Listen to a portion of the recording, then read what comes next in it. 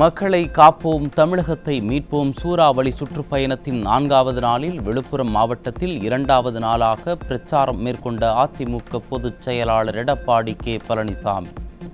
கழக நிர்வாகிகள், தொண்டர்கள், கூட்டணி கட்சியினர் கழக பொதுச் செயலாளருக்கு சிறப்பான வரவேற்பளித்தனர்.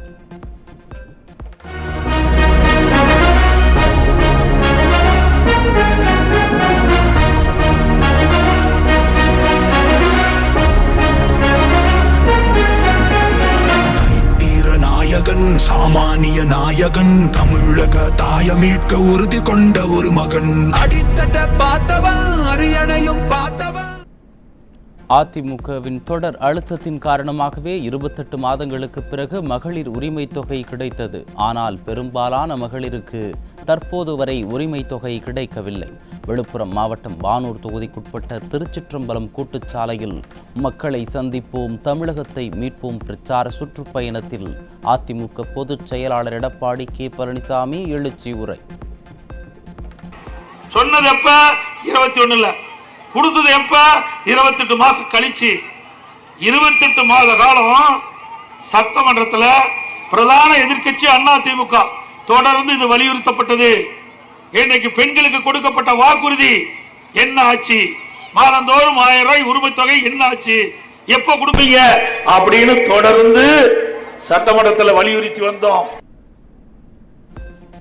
திமுக ஆட்சிக்கு வருவதற்கு முன்னர் 520 வாக்குறுதிகள் அளித்தார்கள். ஆனால் அந்த வாக்குறுதிகளை நிறைவேற்றவில்லை. தண்ணீர் வரி கட்டினால்தான் 100 நாள் வேலை திட்டம் வழங்கப்படுவதாகவும் அதிமுக பொதுச் செயலாளர் காட்டம்.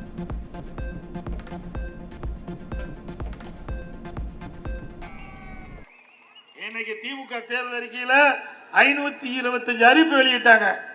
ஒரு 10% அறிவிப்பு கூட இது வரைக்கும் நிறைவேற்றல. ஆனா முதலமைச்சரும் திமுக கட்சிக்காரனும் பேசுறதெல்லாம் 98% அறிவிப்புகள் நிறைவேற்றப்பட்டது என்று பச்சை பைய முழு பூசணிக்காயை தட்டில் இருக்கிற சோற்றுல மறைக்கிற மாதிரி மறைக்கிறாங்க. 2020 மருத்துவக் கல்வியில் அரசு பள்ளி மாணவர்களுக்கு 7.5% உள் இட ஒதுக்கீடு வழங்குவதற்காக 162வது சட்டப்பிரிவை பயன்படுத்தி அவசர நிர்வாக ஆணை பிறப்பித்தது அதிமுக அரசு. இதே 162வது பிரிவை பயன்படுத்தி கருணாநிதி பெயரில் பல்கலைக்கழகம் தொடங்க ஸ்டாலினுக்கு திராணி உள்ளதா என்றும் புரட்சி தமிழர் உரக்க கேள்வி.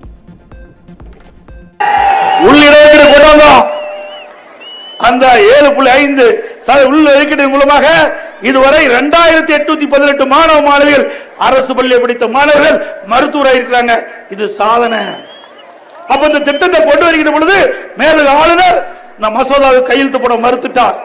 அதன் அடிப்படையில் இன்றைக்கு இந்திய அரசியல் அமைப்பு சட்டம் 162வது பிரிவை பயன்படுத்தி உத்தரவு போட்ட ஒரே முதலமைச்சர் நான் தான். ஐயா,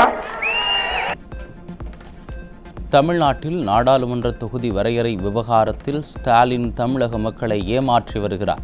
தமிழகத்தில் நாடாளுமன்ற தொகுதி எண்ணிக்கை குறையாது என மத்திய அரசு ஏற்கனவே தெளிவுபடுத்தி விட்டதாகவும் அதிமுக பொதுச் செயலாளர் திட்டவட்டம். தொகுதி மறுவரைவு செய்ய வேணும். நாடாளுமன்ற தொகுதி மறுவரைவு செய்ய இல்ல, இந்த நமக்கு நாடாளுமன்ற தொகுதி எண்ணிக்கை குறையும் அப்படின்னு ஒரு பொய்ய கட்டவிழ்த்து விட்டார். ஏன்னா மக்கள் செல்வாக்கு இழந்துட்டார். அதனால மத்திய அரசு மீது பழி சுமத்துவதற்காக ஒரு நாடகத்தை அரங்கேற்றார். ஏற்கனவே மத்திய அரசு தெளிவுபடுத்தி விட்டது, தமிழ்நாட்டுக்கு எந்த விதத்திலும் இந்த நாடாளுமன்ற உறுப்பினருடைய எண்ணிக்கை குறையாது. பாராளுமன்ற மறுவரைவு அது வருகின்ற பொழுது தெளிவுபடுத்துறோம் சொன்னாங்க. நீட் தேர்வை ரத்து செய்வோம் என கூறி மாணவர்கள் உயிரிழக்க காரணமாகிவிட்டனர் திமுகவினர். ஆட்சிக்கு வந்த பின் இரட்டை வேடம் போடுகின்றனர். அதிமுக பொதுச் செயலாளர் எடப்பாடி கே பழனிசாமி குற்றச்சாட்டு. அதுக்கு பிறகு மிகப்பெரிய பொய், நீட் தேர்வு ரத்துன்னு சொன்னார். இதை நம்பி பெற்றோர்களும் இளைஞர்களும் மாணவர்களும் வாக்களிச்சாங்க.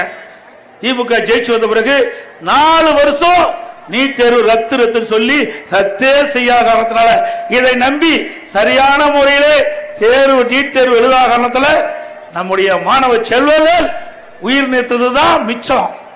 இப்படி பொய்ய பேசி பேசி மக்களை நம்ப வைத்து வாக்குகளை பெற்று ஆட்சிக்கு வந்த பிறகு ரத்த வேடம் போடுகின்ற கட்சி திமுக கட்சி. முதலமைச்சர் ஸ்டாலின் தொடர்ந்து பொய்யை கூறி மக்களை ஏமாற்றி வருகிறார். பொய் கூறுவதற்காக முதலமைச்சருக்கு நோபல் பரிசை வழங்கலாம் என எதிர்க்கட்சித் தலைவர் எடப்பாடி கே பழனிசாமி விமர்சனம். பொய் கொஞ்ச நெஞ்ச பொய் இல்ல, இவருக்கு நோபல் பரிசே கொடுக்கலாம். பொய் பேசுவதற்கு ஸ்டாலினுக்கு நோபல் பரிசே கொடுக்கலாம். நீ ஒரு முதலமைச்சர், ஒரு கட்சியின் தலைவர், எதை பேசணும்னு தெரியாத பேசுற ஒரே முதலமைச்சர் ஸ்டாலின் ஒருவர் தான். உங்களுடன் ஸ்டாலின் என்ற திட்டத்தின் மூலம் ஸ்டாலின் மீண்டும் மீண்டும் மக்களை ஏமாற்றி வருகிறார். கடந்த 4 ஆண்டுகளாக மக்களுக்கான திட்டங்களை முறையாக செய்யாமல் தேர்தல் வருவதையொட்டி திமுக அரசு நாடகமாடி வருவதாக எதிர்க்கட்சித் தலைவர் எடப்பாடி கே பழனிசாமி குற்றச்சாட்டு.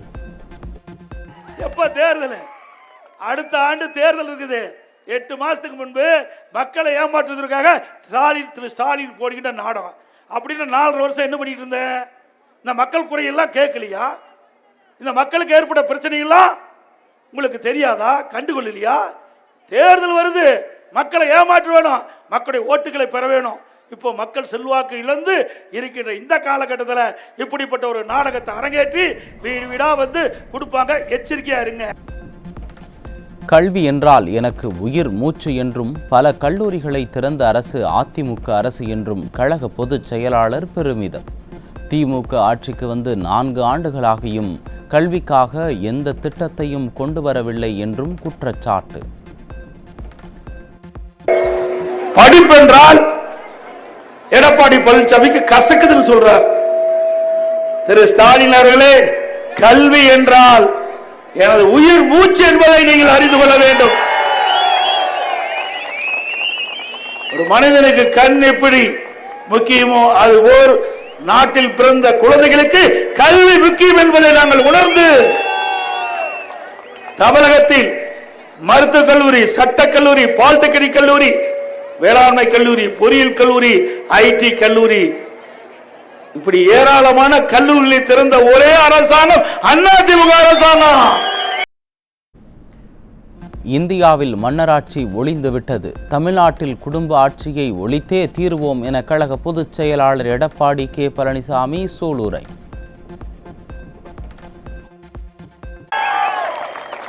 ஏற்கனவே இந்திய நாட்டில் மன்னராட்சி ஒழிக்கப்பட்டு விட்டது. இப்ப மீண்டும் திமுக மூலமாக மன்னராட்சி வர துடித்துக் கொண்டிருக்கின்றார்கள். அதற்கு 2026 தகுந்த பதிலடியை இந்த மக்கள் கொடுக்க வேண்டும் என்று அன்போடு இந்த நேரத்தில் கேட்டுக்கிறேன். ஒருபுறம் வேலையில்லா திண்டாட்டம், மறுபுறம் விலைவாசி உயர்வு என தமிழ்நாடு பஞ்சராக இருக்கும் போது ஸ்டாலின் ஓரணியில் திரள்வோம் என்கிறார். மக்கள் வாழ வழியில்லாமல் உள்ளபோது எங்கே ஓரணியில் திரள்வது என்றும் அதிமுக பொதுச் செயலாளர் கேள்வி. அப்பப்ப புதுசு புதுசா ஒண்ணு கண்டுபிடிப்பார். ஓரணியில் திரளும் பாரு. எங்க போய் ஓரணியில் திரளுது? இங்க நாடு பஞ்சராகி கிடக்குது. எங்க போய் திரள்றது? இன்னைக்கு வாழ வழி இல்லாம இருக்கிறாங்க மக்கள். ஒரு பக்கம் விலைவாசி உயர்வு, ஒரு பக்கம் வேலையில்லா திண்டாட்டம், குடும்பம் நடத்துறது மிக கஷ்டப்பட்டு இருக்கின்ற சூழ்நிலையில ஓரணியில் திரளுங்கள். ஸ்டாலினுடைய வாக்கு. நீ எப்போ அண்ணா வருவ? கூட்டத்தில் ஏக்கத்துடன் கேட்ட பெண்ணின் குரல். வந்துடுறேமா, 2026 நம்ம ஆட்சிதான் என உறுதிபட சொன்ன கழக பொதுச் செயலாளர். வந்துடுறமா, கவலைப்படாதம்மா. 26 வந்துடுறமா, கவலைப்படாதம்மா. 26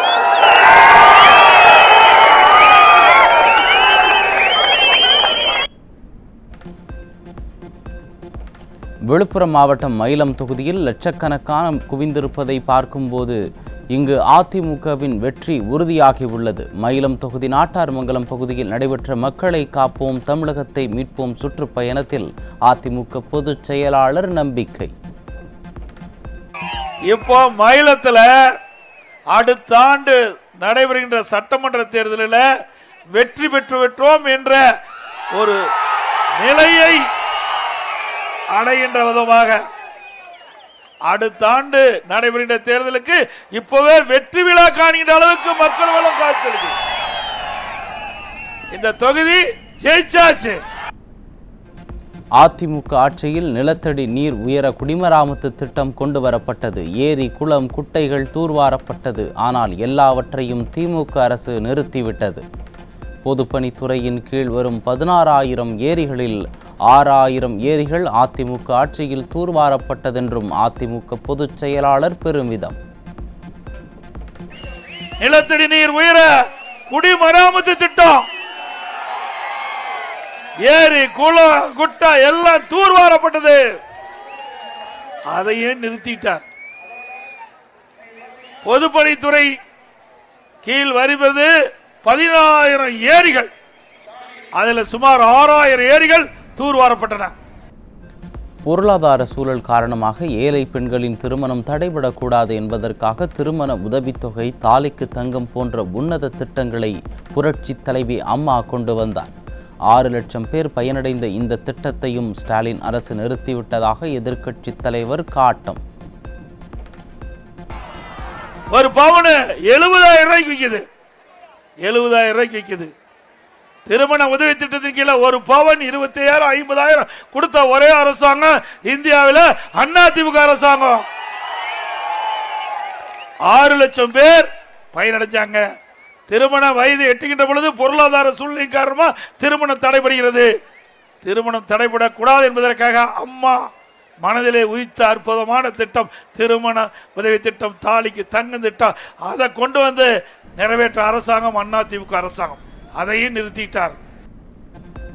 அதிமுக ஆட்சியில் அப்போதைய அமைச்சர் சி.வி. சண்முகத்தின் கோரிக்கையை ஏற்று மரக்காணம் முதல் உளுந்தூர்பேட்டை வரை கடல் நீரை குடிநீர் ஆக்கும் திட்டத்திற்கு 1,503 கோடி ரூபாய் ஒதுக்கீடு செய்து நானே நேரடியாக அடிக்கல் நாட்டினேன்.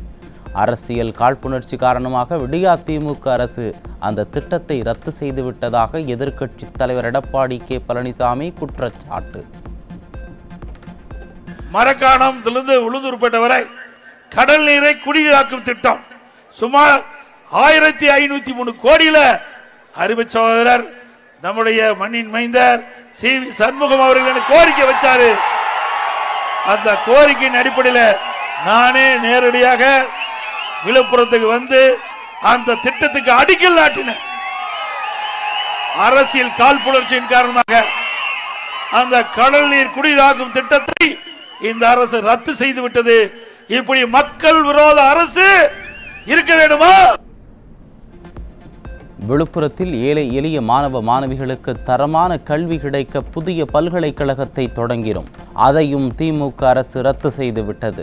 மீண்டும் அதிமுக ஆட்சி மலரும். அப்போது திமுக ரத்து செய்த பல்கலைக்கழகம் விழுப்புரத்தில் அதிமுக அரசு கொண்டு வரும் என கழக பொதுச் செயலாளர் உறுதி. இவர்களாவது நல்லா படிச்சு முன்னுக்கு வர வேண்டும். அந்த மாணவ மாணவிகள் நல்ல தரமான கல்வி கிடைக்கணும். அதுக்கு ஒரு பல்கலைக்கழகம் கொடுன்னு சொன்னாங்க. உடனடியாக அம்மாவுடைய திருநாமத்தின் பெயரிலே விழுப்புரத்தில் ஒரு புதிய பல்கலைக்கழகத்தை தொடங்கணும். இப்ப அந்த பல்கலைக்கழகத்தையும் ரத்து பண்ணிட்டாங்க. கடனில் தத்தளித்த விவசாயிகளுக்கு 2 முறை கடனை ரத்து செய்த அரசுதான் அதிமுக அரசு என கழக பொதுச் செயலாளர் பெருமிதம்.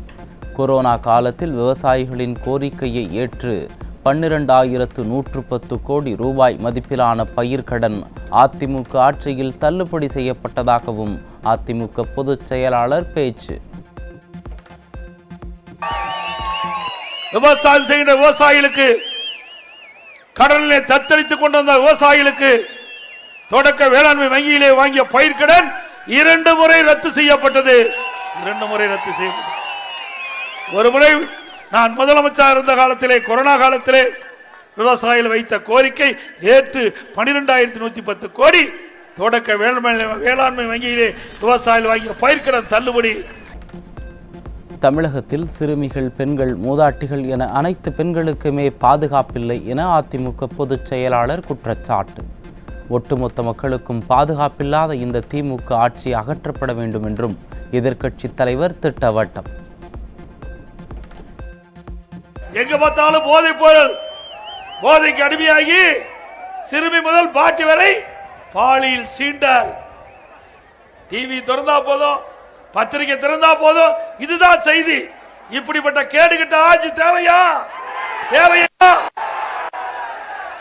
பெண்களுக்கு பாதுகாப்பு இல்ல, சிறுமிக்கு பாதுகாப்பு இல்ல, பாட்டிக்கும் பாதுகாப்பு இல்ல, ஒட்டுமொத்த மக்களுக்கே பாதுகாப்பு இல்ல. அப்படி ஒரு மோசமான ஆட்சி 2024 அகற்றப்பட வேண்டும் என்பதற்கு இங்க மக்களே சாட்சி. அதிமுக ஆட்சியின் போது 6000 ஏரிகளை தூர்வாரினோம். அதனால் ஏரிகள் ஆழமானது. அதிலிருந்து எடுக்கப்பட்ட வண்டல் மண் விவசாயிகளுக்கு உரமாக பயன்பட்டது. விவசாயிகள் மகிழ்ச்சியோடு அதிக மகசூல் பெற்றதுதான் அதிமுக ஆட்சியின் சாதனை என கழக பொதுச் செயலாளர் பெருமிதம்.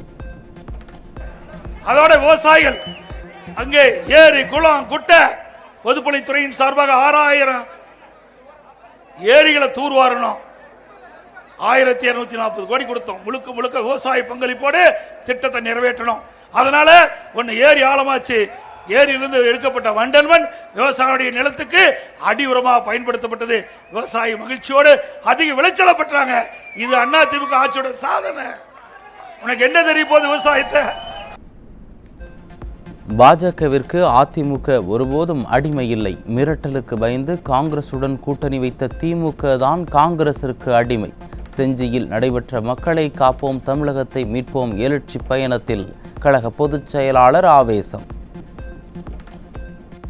நீதான் அடிமை, காங்கிரஸ் கட்சிக்கு நீதான் அடிமை. கூட்டணி பேச்சுவார்த்தை நடந்துட்டு இருக்கும் போது மேல் மாடியில ஸ்டாலினுடைய தாயார்கிட்ட சிபிஐ விசாரணை நடந்துட்டு இருக்குது. கீழ் மாடியில அடித்தளத்துல கூட்டணி பேச்சுவார்த்தை. நீ கையெழுத்து போடுறியா இல்லையா? போலின்னா உங்க தாயாரை தூக்கிடுவான். உடனே கையெழுத்து போட்டீங்க. அப்படி மிரட்டி பணிய வைத்த காங்கிரஸ் கட்சியோட திமுக கூட்டணி வச்சிருக்கிற நாங்க அப்படி அல்ல, சுதந்திரமா இருக்கிறோம். எங்களுக்கு வேணும்னா கூட்டணி, வேண்டானா தேவையில்லை.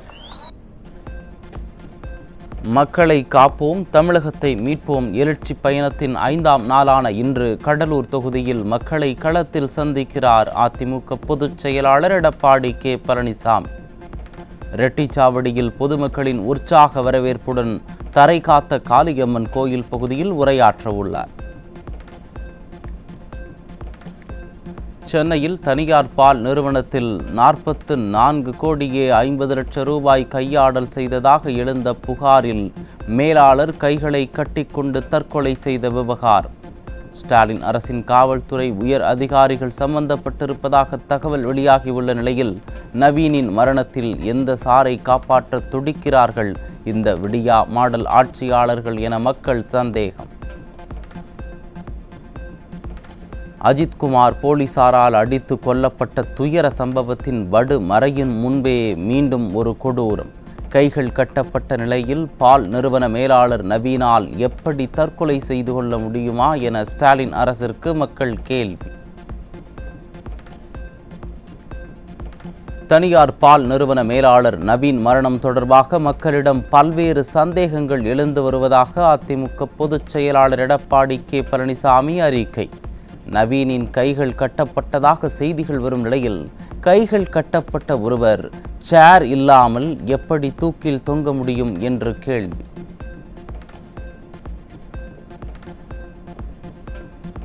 நவீனின் மரணத்தில் எந்த சாரை காப்பாற்ற துடிக்கிறார்கள் இந்த விடியா மாடல் ஆட்சியாளர்கள் என மக்கள் சந்தேகம். இன்னும் அஜித்குமார் மரணத்தின் ஈரம் கூட காயவில்லை. அதற்குள் மீண்டும் ஒரு மரணம் சந்தேகத்தை ஏற்படுத்தும் வகையில் அமைந்துள்ளதாகவும் அதிமுக பொதுச் செயலாளர் காட்டம்.